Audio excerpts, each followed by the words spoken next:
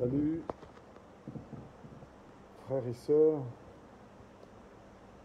Salut au Père Paul, au frère Stéphane.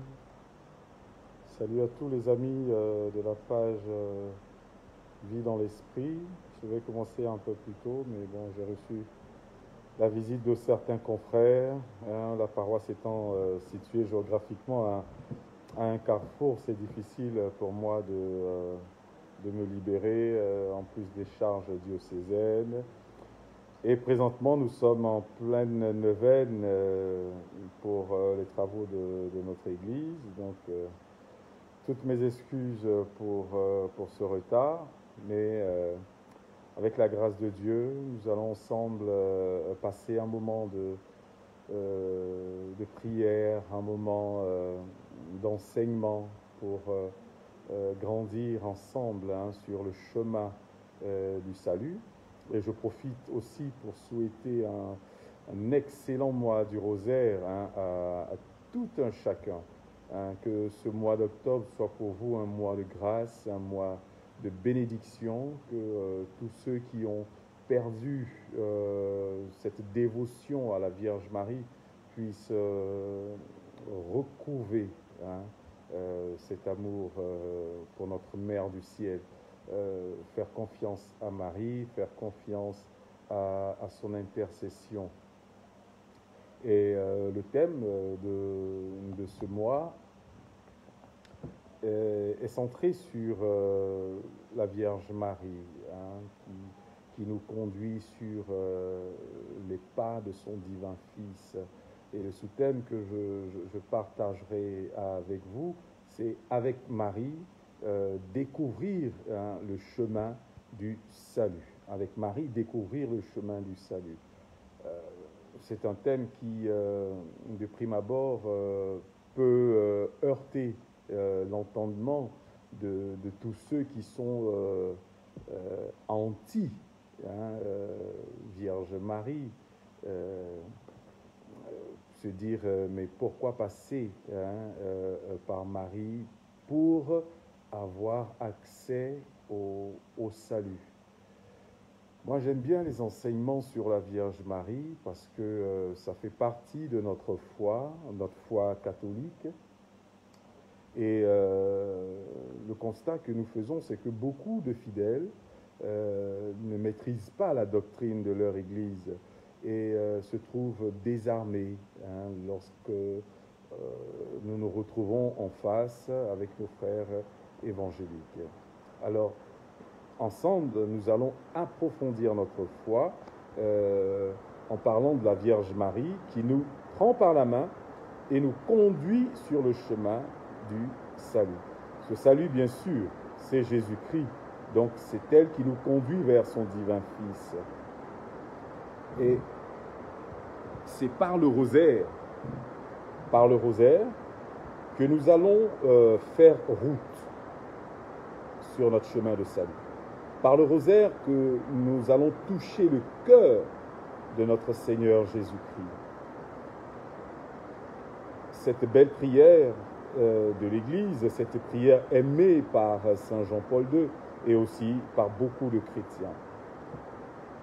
Il y a une des oraisons au cours de la Sainte Messe où le prêtre dit Dieu qui veut en perdre aucun. Dieu qui veut perdre aucun de ses enfants, mais il veut que tous soient sauvés. Donc le salut ne concerne pas seulement le peuple juif. Bien que Dieu ait choisi la nation d'Israël pour se révéler à l'humanité, cela ne veut pas dire qu'il préfère les Juifs plus que les Africains ou moins que les Européens ou les Asiatiques, etc. Alors, le salut commence par le peuple juif et se répand, il devient universel. Alors, quand on parle de salut, c'est vraiment, je dirais, vous pouvez utiliser le mot universel pour que vous puissiez comprendre que ça concerne tout le monde. Voilà. Donc le salut concerne tout le monde. Le salut n'est pas destiné à une seule élite ou une seule race. Donc le salut est communautaire. En ce sens que je voudrais corriger une première erreur que beaucoup de fidèles font. On a coutume de voir certains chrétiens dévots à la Vierge Marie qui aiment bien la prière du rosaire. C'est une bonne chose. Mais nous devons savoir que, de même que le salut est communautaire, le rosaire est une prière communautaire. Ce n'est pas une prière individuelle. On ne dit pas son rosaire seul.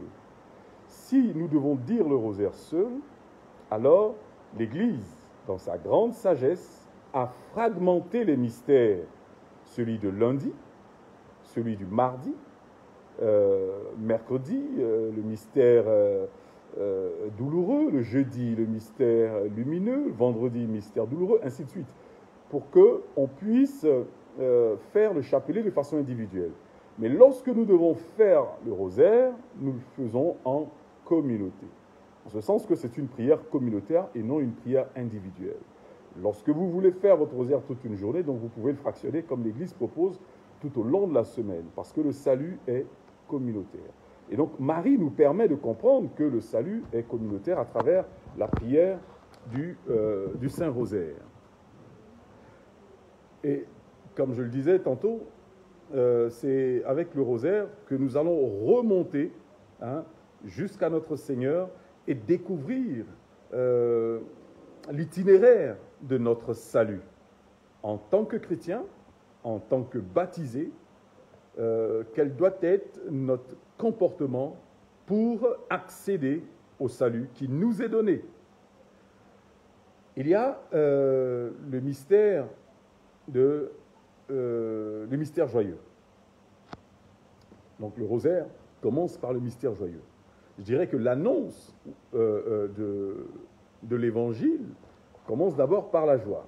C'est d'ailleurs l'une des prières du Seigneur. Il dit « Je voudrais que votre joie soit parfaite. » Donc, nous sommes appelés à être dans la joie de nous savoir chrétiens, la joie de savoir que nous sommes sauvés, la joie de savoir que nous avons un Père dans le ciel.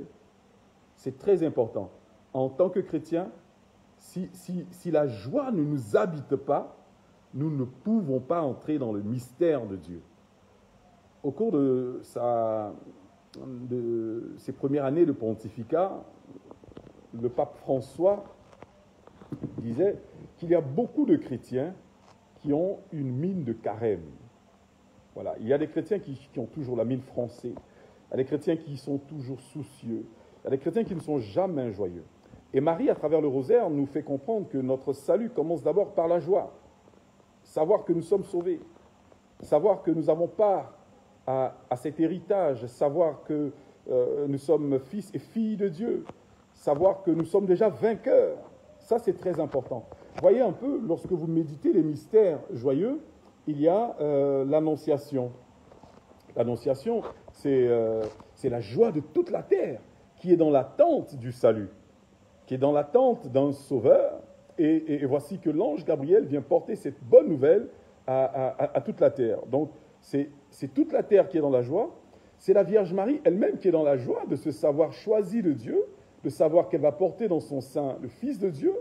Ensuite, nous avons la visitation, qui est la joie d'Élisabeth, la joie de Marie dans son Magnificat, la joie du Seigneur Jésus de communiquer la grâce à son cousin Jean-Baptiste, qui tressaille d'allégresse dans le sein de sa mère. Nous avons aussi la nativité, la joie des anges qui chantent le gloire à Dieu. Dieu, le Messie, un enfant nous est donné. Et la présentation, c'est la joie de Siméon et la joie de la prophétesse Anne. Et enfin, nous terminons le mystère joyeux par le recouvrement de Jésus au temple. Donc, Marie et Joseph, qui avaient perdu leur enfant, vont le retrouver au temple et ils sont dans la joie d'avoir retrouvé Jésus. Alors donc, vous voyez, lorsque vous priez, il faudrait que votre cœur puisse s'accorder aux méditations pour que vous puissiez profiter des fruits de l'esprit. On ne peut pas commencer à prier en étant triste. Dieu exauce un cœur paisible. Dieu exauce un cœur joyeux. Dieu exauce un cœur serein. Le salut commence par la joie. Et cette joie, c'est l'annonce de la bonne nouvelle. Chacun d'entre nous doit être un ange Gabriel. Savoir porter une bonne nouvelle à son entourage. Savoir porter l'évangile à ceux qui n'ont pas encore entendu parler de Jésus. Chacun d'entre nous doit être un ange Gabriel. Donc le salut, ce n'est pas seulement recevoir un enseignement, recevoir les sacrements, c'est aussi être participant au mystère de Dieu. Donc Dieu nous associe à sa mission. Il associe l'ange Gabriel pour porter cette bonne nouvelle et à chacun d'entre nous, il nous donne de pouvoir poursuivre cette œuvre. Il ne faut pas chercher dans le ciel un ange avec des ailes, il ne faut pas chercher un ange immaculé, il ne faudrait pas chercher un ange avec une trompette, mais il faut que je sois cet ange, celui qui porte la bonne nouvelle, celui qui annonce un événement heureux. C'est ça le salut. Et à travers le rosaire, nous fait découvrir que Gabriel. Et il y a le mystère, la méditation, du moins de la visitation. La visitation, frères et sœurs, pour moi, ce n'est pas le Magnificat ou Marie qui va voir sa cousine Élisabeth. La visitation, pour notre chemin qui nous mène au salut, nous fait entrer dans un profond mystère. Nous avons deux personnages que nous voyons, Marie et sa cousine Élisabeth. Ce sont les deux personnages que nous voyons à la lecture des Saints Évangiles. Et il y a deux personnages que nous ne voyons pas. Jésus, dans le sein de Marie, et Jean-Baptiste, dans le sein de sa mère, Élisabeth. Et au cours de cette visitation, les deux mères et les deux cousins prennent part.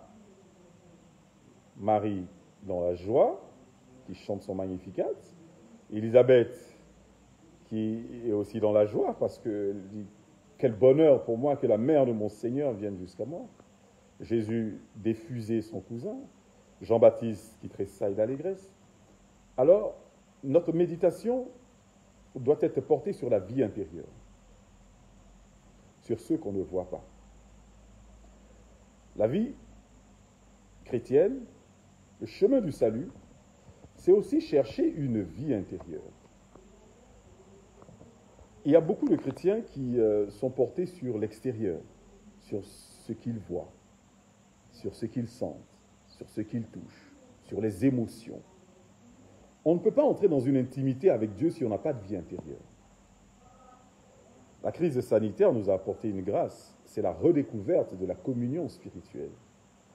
C'est la redécouverte de la vie intérieure. Elle nous a fait entrer dans la visitation. Et ça, c'est très important. La troisième méditation, c'est la nativité. Pourquoi est-ce que nous devons être des anges Gabriel? Pourquoi est-ce que nous devons avoir une vie intérieure dans le but de faire naître le Christ? Chacun doit faire cette expérience de la nativité. On est chrétien pour donner vie à notre Seigneur aujourd'hui, de façon spirituelle. Un théologien allemand disait que le Christ est né une seule fois à Bethléem, mais il naît chaque jour dans le cœur du croyant.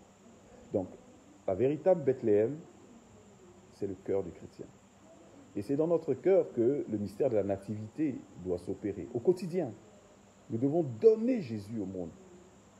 On doit faire naître le Christ. c'est ça aussi notre mission sur notre chemin du salut. Apporter Jésus à l'humanité, apporter Jésus. Le pape Jean-Paul II disait ne pas annoncer le Christ est un crime contre l'humanité. Hein. Donc, chacun doit pouvoir faire cette expérience de la nativité. Et il y a ensuite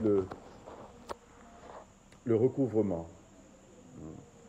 Le recouvrement de Jésus au temple, qui a un lien avec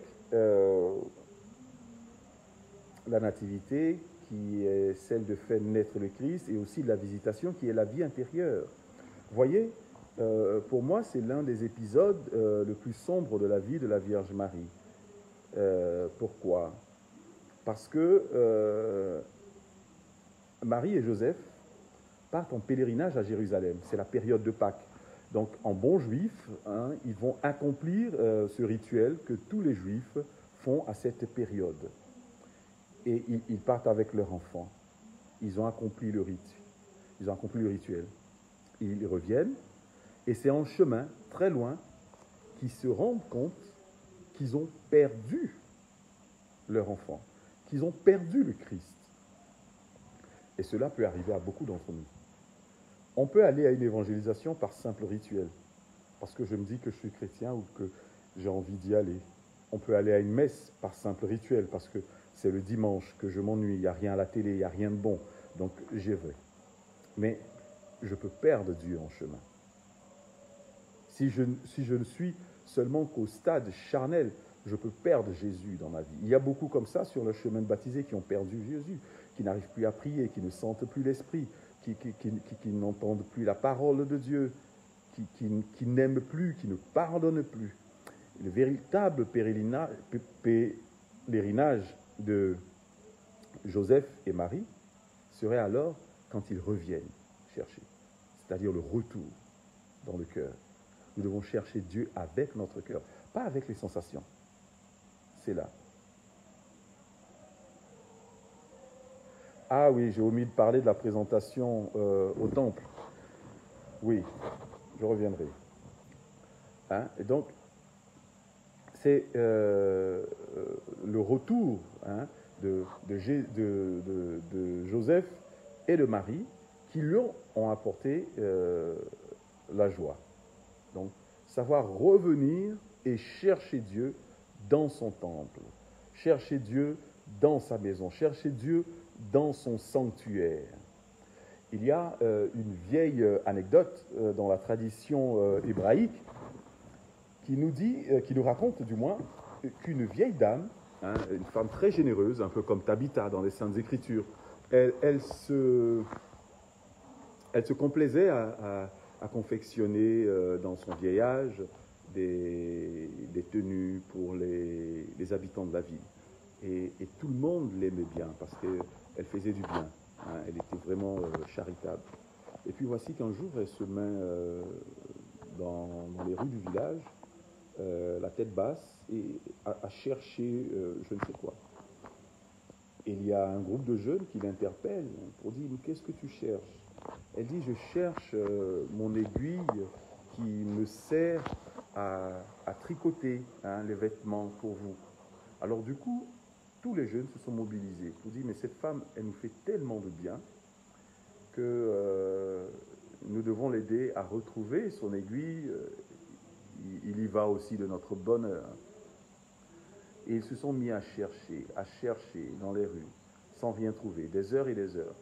Et puis ils demandent à la bonne dame quel était le chemin qu'elle a emprunté pour la dernière fois, pour essayer de voir est-ce que ce n'est pas tombé par là. Elle ne se souvient pas. Ils ont cherché jusqu'à la tombée de la nuit, et du coup, elle s'exclame en disant ça y est, je me souviens, je sais où j'ai laissé tomber mon aiguille, dans mon salon. Oh, elle nous a fait perdre toute une journée. Or, elle avait perdu son aiguille dans son salon et elle nous a fait chercher l'aiguille dehors. Et par politesse, ils n'ont pas voulu s'en prendre à cette femme. Alors, il y a un qui lui dit, mais maman, ce que tu as perdu dans ton salon, tu ne peux pas le chercher dehors. Et elle répond, insensé. Vous êtes si intelligent pour comprendre les choses du monde, mais vous n'arrivez pas à comprendre les choses spirituelles. Pourquoi vous cherchez Dieu au dehors et pourtant vous l'avez perdu au dedans? Alors, notre quête de Dieu, elle doit se faire au plus profond de notre cœur. Saint Augustin dit de notre cœur à Dieu, le chemin est court. Il y a beaucoup de chrétiens qui veulent comprendre Dieu avec les sensations, qui font des pèlerinages juste parce qu'ils veulent découvrir Lourdes, ils veulent découvrir le sanctuaire de Montréal, de Saint-Joseph, ils veulent découvrir Medjugorje. Alors, ils pensent partir dans une démarche spirituelle, mais en réalité, c'est une démarche charnelle. C'est lorsque vous reviendrez dans votre cœur que vous allez découvrir Dieu. Le sanctuaire dans lequel Dieu veut se révéler à vous, c'est dans votre cœur. Alors, je vais revenir maintenant sur la présentation au temple, comme le frère, non, c'est la sœur, hein, Marie-Claude. Merci, Marie-Claude. Sur la présentation au temple, qui est aussi une étape sur notre chemin du salut. La présentation au temple, Joseph et Marie vont accomplir un autre rite, présenter leur enfant, hein, le premier-né, le consacrer à Dieu. Le symbole de cette méditation, c'est la vie dans l'esprit. Hein, c'est un peu le nom de notre groupe, la vie dans l'esprit. Poussé par l'Esprit Saint, Siméon se rendit au temple. Et Anne demeurait dans le temple en prière et en jeûne. Donc, c'est en recevant Jésus dans ses bras qu'il commence à s'extasier et à dire ces belles paroles. Pour nous faire comprendre, toujours en lien justement avec le recouvrement, cette vie intérieure, que la vie spirituelle qui nous mène au salut est une vie profonde, une vie intérieure. Beaucoup de chrétiens n'ont pas de vie intérieure. Beaucoup de chrétiens ne savent pas faire oraison. Quelqu'un, ou je dirais quelqu'un, un chrétien qui se dit consacré à Marie, mais qui n'a pas de dévotion à la Vierge Marie. Vous voyez, il y a beaucoup de chrétiens qui agissent par, je dirais, conformisme, ou bien c'est du snobisme, au cours des mariages. Il y a un acte paraliturgique qui aujourd'hui est devenu, qu'on a inséré dans la liturgie, c'est la consécration à la Vierge Marie. Après le consentement, après le mariage, avant de donner le renvoi, avant la signature, les conjoints vont au pied de la Vierge Marie, hein, dire une prière et une forme de consécration, un peu genre comme au temple, hein, ils viennent se présenter à la Vierge Marie, de même qu'elle a été aux noces de Cana, qu'elle puisse les conduire sur leur chemin. Mais si vous voulez réellement que Marie vous conduise sur le chemin du salut, il faut que régulièrement vous puissiez prier ensemble. Or, généralement, le jour où le couple s'est présenté à la grotte, c'était leur première et dernière apparition. Plus jamais la Vierge les a vus ensemble, main dans la main, prier. Où on va faire des consécrations à Marie dans un sanctuaire, où on donne un nom à nos enfants parce qu'on aime bien la Vierge Marie, tous les enfants vont porter le nom de Marie. Là encore, c'est pas ça, être consacré à Marie. Se présenter, c'est se consacrer. Et Jésus est entièrement donné à Dieu, entièrement donné aux hommes, et il le fait par. Hein, c'est-à-dire, ce rituel s'accomplit par Joseph et Marie. Voilà, donc c'est à nous aussi, hein, de pouvoir penser aux autres et d'amener, hein, certaines personnes sur le chemin du salut, les a menés dans le temple de Dieu. Cet épisode de la présentation nous rappelle un peu ces amis qui ont porté leur ami paralysé au Seigneur.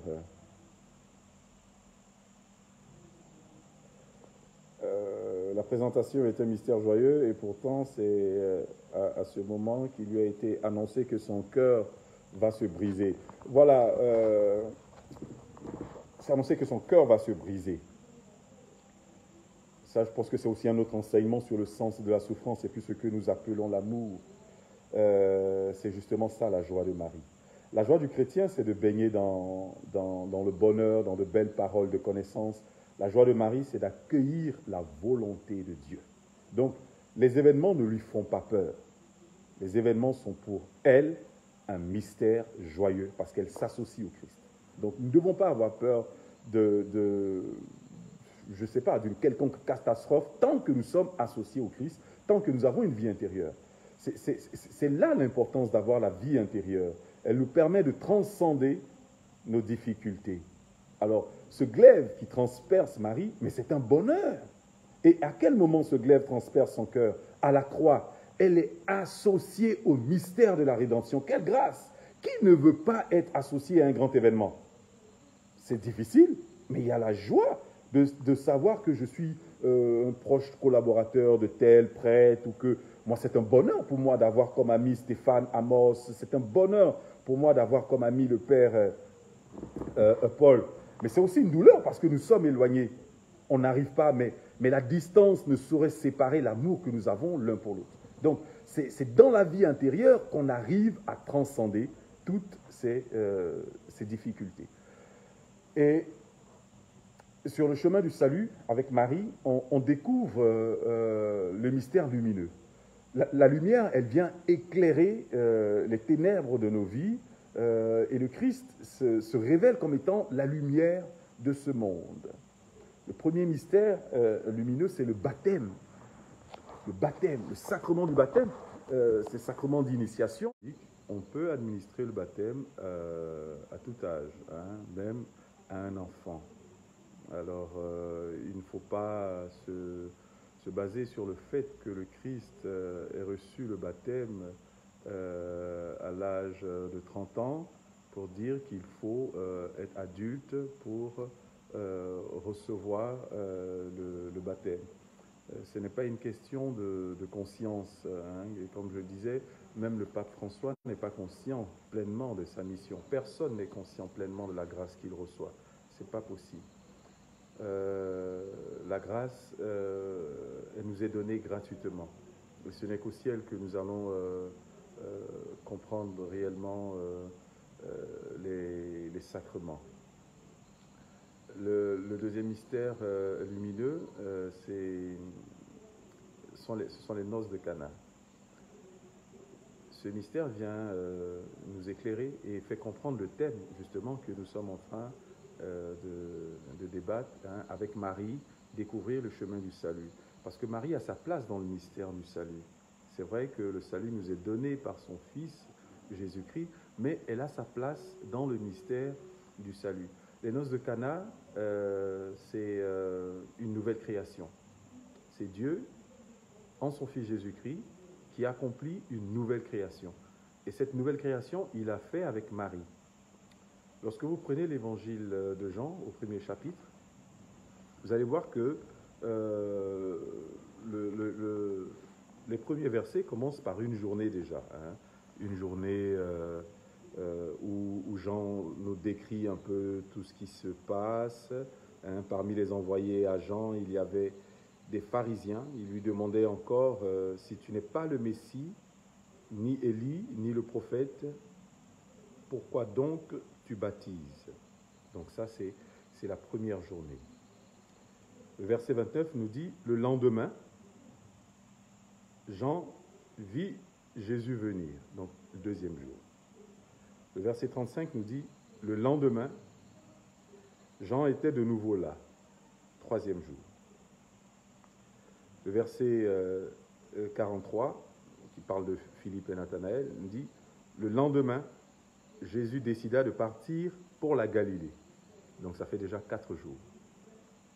Et au chapitre 2, nous dit, or, le 3e jour, il eut un mariage à Cana de Galilée.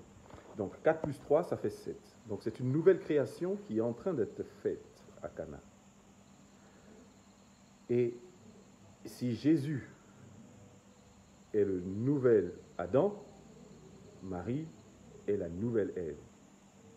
Et c'est avec elle que nous devons faire route pour découvrir son Fils. D'ailleurs, Marie s'efface totalement. Sa dernière parole, contenue dans les Saints Évangiles, au chapitre 2 de l'Évangile de Jean, au verset 5, dit « Faites tout ce qu'il vous dira ». Vous voyez que quand on marche avec Marie, c'est pour avoir une intimité avec Jésus-Christ.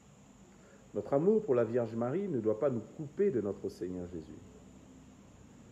La véritable dévotion à Marie, du moins, une dévotion mariale, doit être une dévotion christique, centrée sur le Christ, qui nous pousse à Jésus-Christ.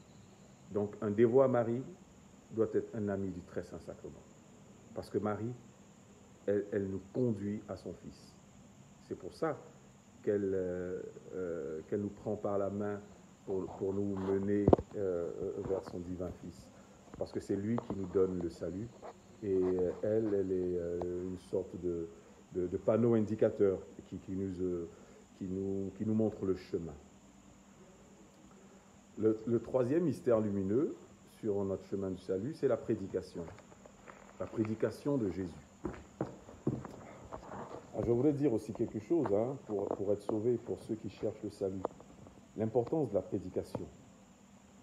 Il y a des fidèles qui n'accordent l'importance à une retraite spirituelle ou à un rassemblement selon le nom du prédicateur. Donc c'est en fonction du nom du prédicateur qu'ils sont intéressés. On peut faire une évangélisation, Père Paul, Père Franck Yapi, Frère Amos, et vous n'allez absolument rien tirer. Parce que, en partant de chez vous, vous vous êtes dit, ah, voici des hommes de feu. Vous n'êtes pas dit que Dieu peut passer par eux pour me parler. Ce que vous voulez entendre, ce sont les personnes que vous aimez, ce sont les personnes que vous connaissez. Donc la prédication ne peut pas porter du fruit, parce que vous êtes déjà incliné par ce sentiment filial qui nous lie. On ne vient pas à la messe par rapport à un prêtre, on vient à la messe parce qu'on veut recevoir Jésus. On vient à la messe parce qu'on veut se laisser toucher par la prédication, et surtout une prédication que nous, je dirais, je sais pas, une prédication que nous ne laissons pas pénétrer dans notre cœur, c'est l'Évangile. C'est vraiment malheureux. À force d'être de vieux chrétiens, habitués aux 3 années, A, B, C, on connaît par cœur les Évangiles, et on ne laisse plus cet Évangile pénétrer nos cœurs.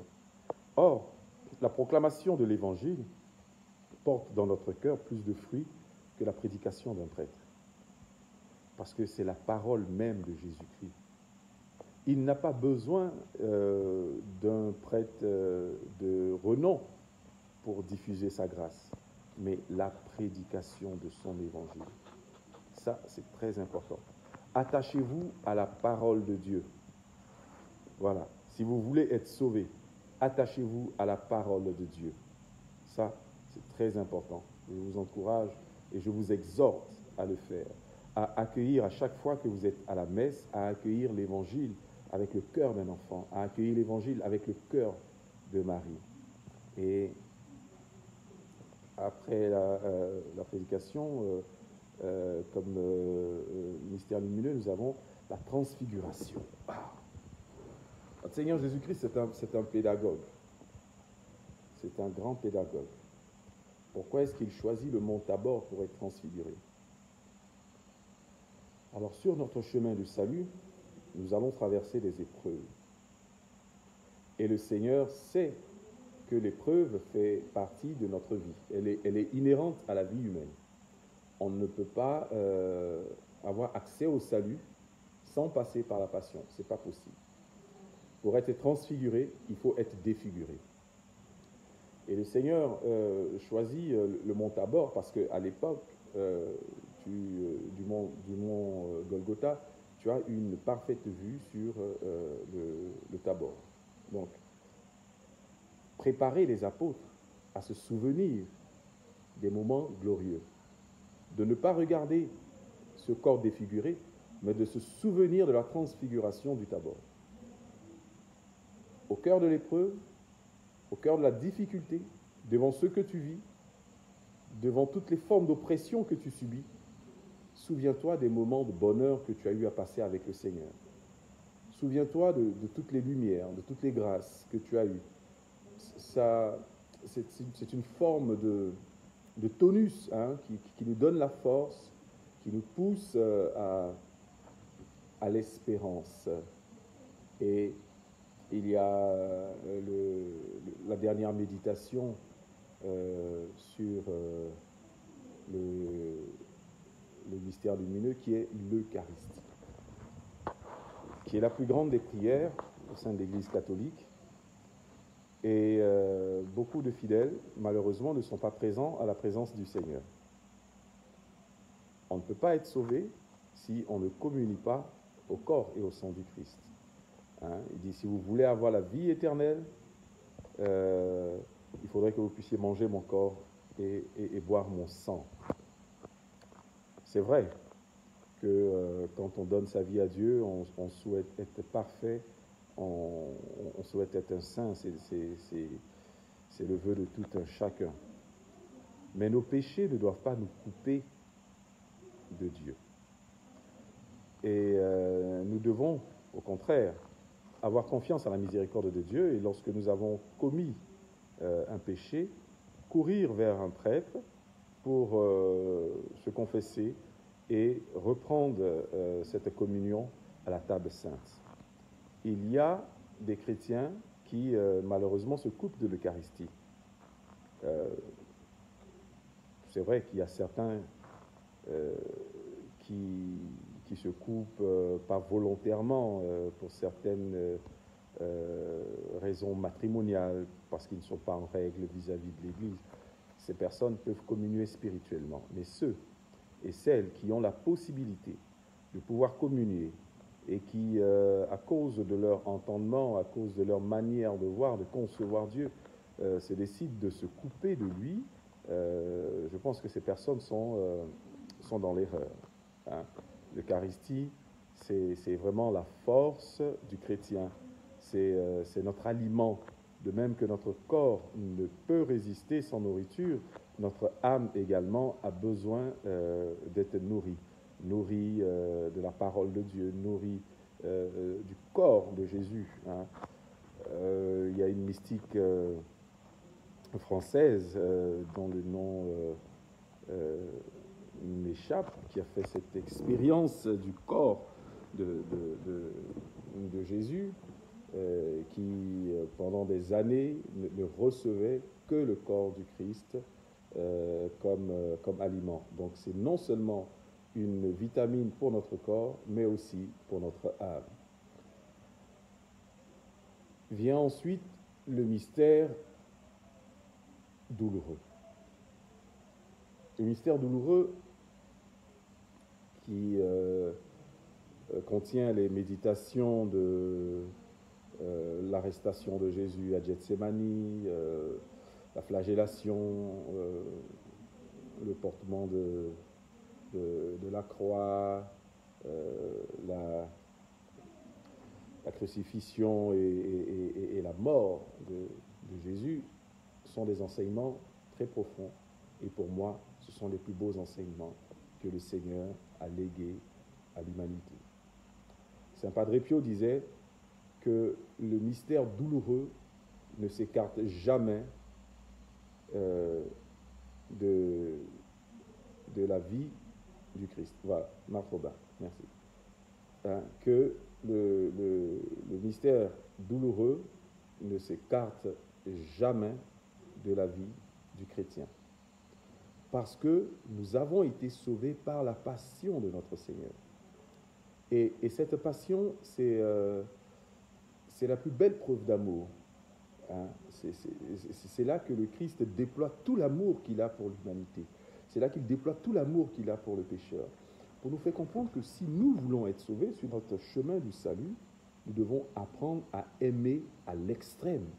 Et j'aime bien cette citation de Saint Augustin qui dit « Nous n'avons pas, c'est-à-dire en méditant le mystère de la passion, Saint Augustin dit « Nous n'avons pas le droit d'aimer faiblement celui qui nous aime fortement. » Donc, c'est une invitation en méditant ce mystère douloureux, nous permet de comprendre que l'amour rime avec salut.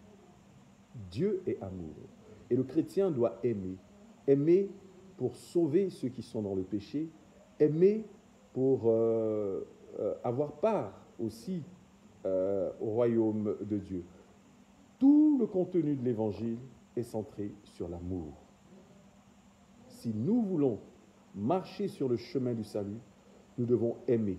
Et ce qui est difficile à accomplir dans la vie du chrétien, ce n'est ni le jeûne, ce n'est ni les offrandes que nous pouvons faire en disant « je veux faire une offrande sacrificielle » ou je ne sais pas quoi, comment les gens appellent ça.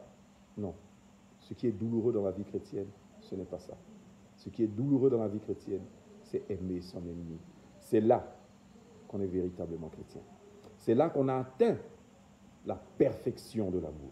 C'est là qu'on arrive à s'identifier à Jésus-Christ. Ce n'est pas en chantant en langue, mais en aimant jusqu'à l'extrême. Et sur le chemin du salut, nous sommes donc invités à aimer au-delà de nos forces, parce qu'avec l'Esprit de Dieu, nous pouvons accomplir des prodiges et nous pouvons faire de notre cœur un tabernacle, un refuge où tous nos ennemis pourront trouver la paix et seront convertis et deviendront nos amis. Lorsque nous sommes passés par la douleur, nous avons alors droit à l'héritage des saints. Nous entrons dans la gloire du ressuscité. C'est ça. Vivre en chrétien, c'est vivre en ressuscité. Le ressuscité, c'est celui qui cherche les réalités d'en haut. C'est pourquoi vous allez voir, la méditation qui vient juste après, c'est l'ascension, c'est l'élévation. Celui qui élève son âme, celui qui élève ses pensées, mais qui ne limite pas seulement ses pensées ou ses besoins à tout ce qui est terrestre, tout ce qui est mondain, mais qui cherche le spirituel, qui cherche à se connecter avec Dieu, qui cherche à plaire, qui cherche d'abord le royaume des cieux. Voilà, c'est ça, chrétien. Et pour y parvenir, nous avons besoin de l'Esprit Saint. La descente de l'Esprit Saint, la Pentecôte. Vive une Pentecôte. Fruit du mystère, renouvellement de l'amour. Aimer. Pour recevoir l'Esprit Saint, il faut savoir aimer. Pas besoin de chanter en langue pour recevoir l'Esprit Saint. Il faut savoir aimer. Et quand on arrive à aimer, on est effusé de l'amour de Dieu. Mais c'est dans la prière aussi, hein, comme les apôtres autour de la Vierge Marie, au Cénacle, hein, que chacun fasse de sa maison un cénacle, que chacun fasse de sa maison un sanctuaire, hein, avec cette crise sanitaire mondiale où les chrétiens ont été plongés dans un long jeûne eucharistique, nous avons fait de nos maisons des cénacles, un sanctuaire, et nous devons prolonger cela. Nous ne devons pas arrêter ce que nous avons commencé, car c'est une bonne chose, prier en famille, prier en communauté, hein, comme l'indique le rosaire. Et l'Assomption et le couronnement, qui sont deux méditations en lien, nous rappellent que toute vie chrétienne menée en conformité avec l'Évangile aura, au soir de sa vie, sera couronnée de gloire. Donc, si nous traversons le rosaire avec notre cœur, nous parviendrons au salut. Ce n'est pas seulement une prière, mais c'est un chemin Chaque méditation est un chemin, une étape que je dois réaliser dans ma vie pour accéder à la gloire, pour que je sois couronné de gloire. Voilà. Et je veux terminer encore avec un petit enseignement sur le rosaire, puisque tout à l'heure, je vous ai dit que ce n'est pas une prière individuelle, mais communautaire. Le rosaire également, comme beaucoup de chrétiens le font, le rosaire n'est pas une prière mariale, mais c'est une prière christique. Parce que sur les 20 méditations, nous avons 18 méditations centrées sur le Christ et 2 sur la Vierge Marie, l'Assomption et le couronnement de la Vierge Marie. Donc, des 2 méditations, on ne peut pas dire que pour 2 méditations, c'est une prière mariale. C'est vrai qu'au cours de cette prière, nous disons le Notre Père et beaucoup plus le Je vous salue Marie, le Ave Maria, mais le rosaire est centré sur le Christ, parce que c'est lui, notre chemin du salut. Voilà pourquoi Marie peut nous conduire sur le chemin du salut, c'est-à-dire elle nous conduit à son divin Fils.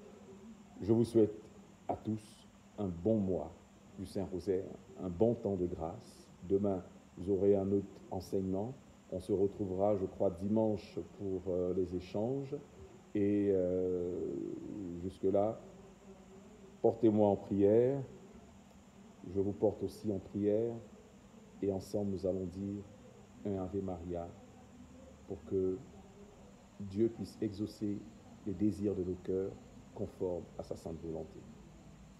Je vous salue Marie, pleine de grâce. Le Seigneur est avec vous. Vous êtes bénie entre toutes les femmes, et Jésus, le fruit de vos entrailles, est béni. Sainte Marie, Mère de Dieu, priez pour nous, pauvres pécheurs, maintenant et à l'heure de notre mort. Amen. Merci à vous, merci à toi aussi, Christelle Akossi, pour ta présence. Merci, Caro. Merci, Maï.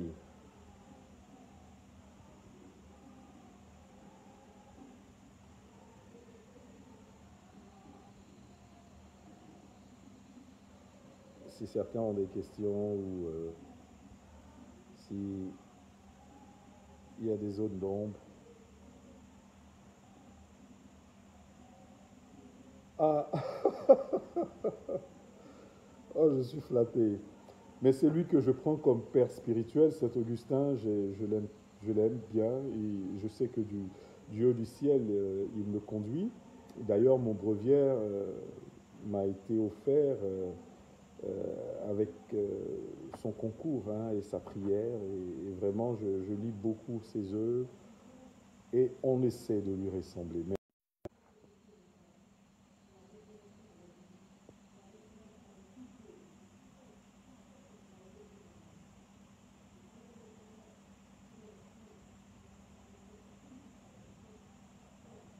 salut Paul, salut à Stéphane.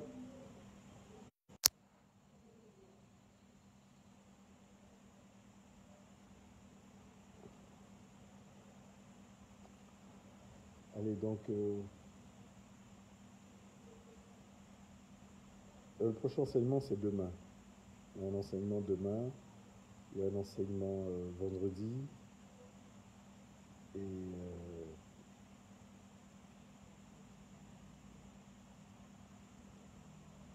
le dimanche, je crois, samedi, nous aurons un temps de débat, un forum avec les autres intervenants. Même heure, 18h. Bon là, ça dépend maintenant de là où il se trouve. Le père Paul est au Canada, le frère Amos est en France, donc les horaires varient.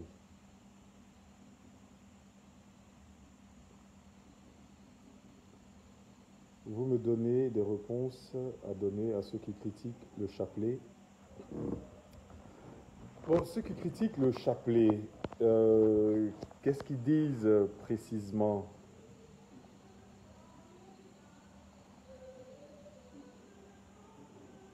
Qu'est-ce qu'on reproche à la prière du chapelet?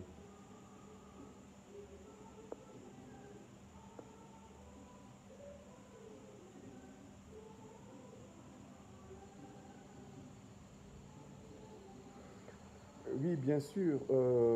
En méditant le rosaire, c'est vrai que le fruit, nous devons tirer un fruit. C'est pourquoi à chaque méditation, la méditation est suivie d'un fruit. Donc nous devons euh, faire des efforts pour obtenir ce fruit dans notre vie. Et ceci dit, le rosaire étant une prière, nous devons aussi joindre nos intentions, hein, que nous présentons à la Vierge Marie. Hein.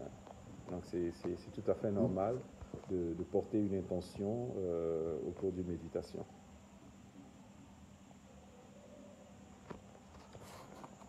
Ah, bien sûr, c'est Jésus qu'on doit prier.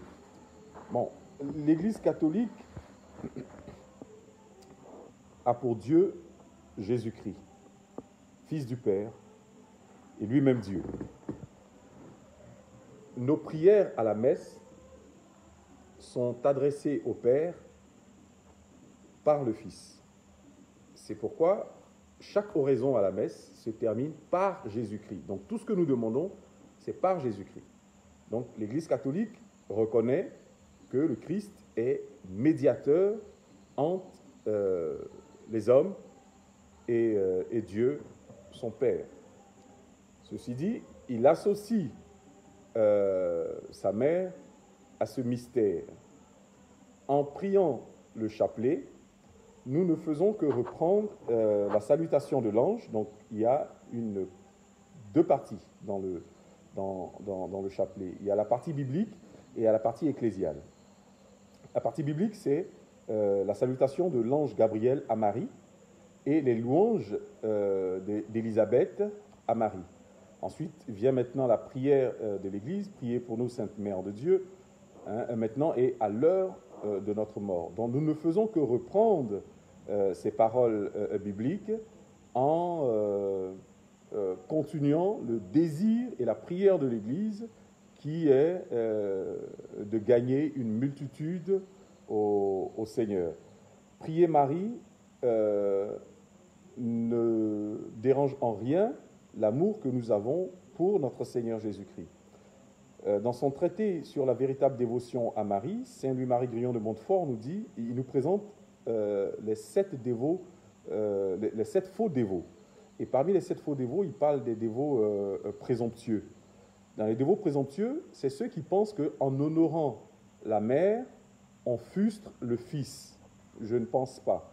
Hein? Lorsque on honore une première dame, je ne pense pas qu'on fruste le président de la République, bien que la première dame ne soit pas celle que le peuple a élue, mais parce qu'elle est l'épouse du président que nous avons élu, nous lui accordons un respect.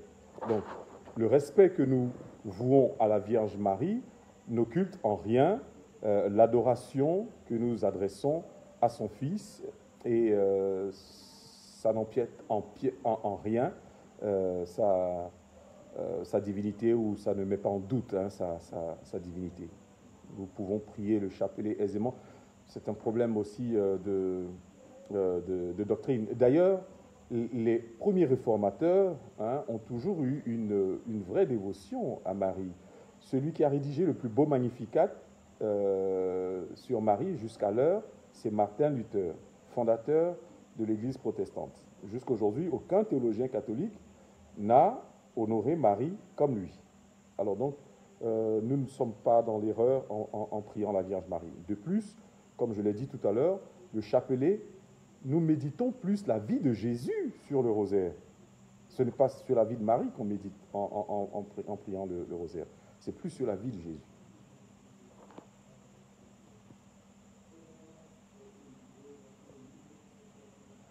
J'en aime pas le chapelet parce que ce n'est pas recommandé par la Bible.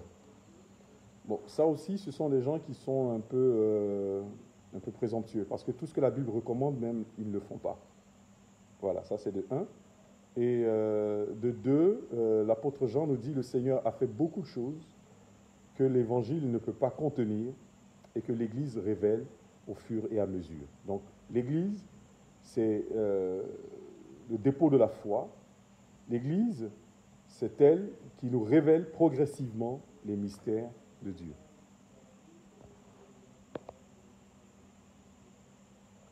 être à genoux ne veut pas dire en adoration. Lorsque nous sommes à genoux, hein, en hébreu, se mettre à genoux, ça veut dire se mettre en prière.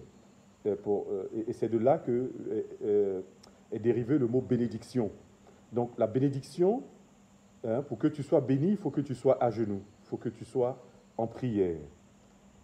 L'adoration, c'est la genuflexion, que nous ne faisons seulement devant le Saint-Sacrement et devant l'autel, symbole du Christ, mais pas devant la Vierge Marie, pas de genuflexion devant la Vierge Marie. Quand je suis à genoux, je suis en prière, donc je ne suis pas en adoration.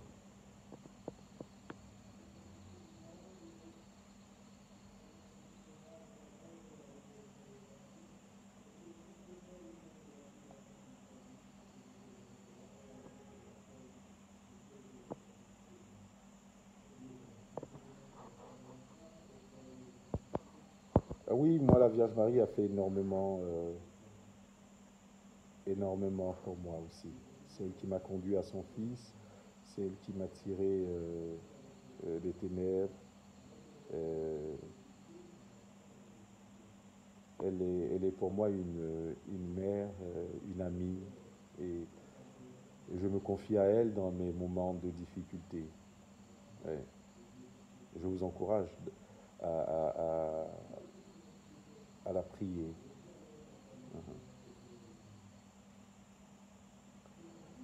Alors, on va se retrouver, je crois, dimanche, hein, pour le débat. Ça a été un plaisir pour moi de partager ces instants avec vous. Je vous aime. Dieu nous garde et qu'il vous bénisse. Et puis Maï prendra la relève. Elle est très instruite. Allez, salut à toi.